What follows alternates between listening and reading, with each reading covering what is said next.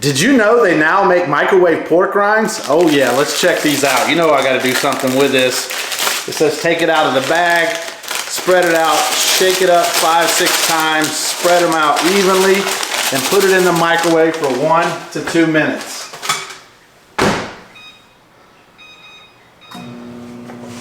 All right, check back in a second and see what I do with this scorpion rub. All right, let's open it up.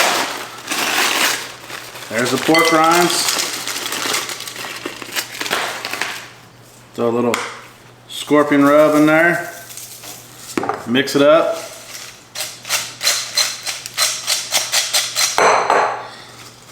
Boom, let's give these microwave scorpion pork rinds a try.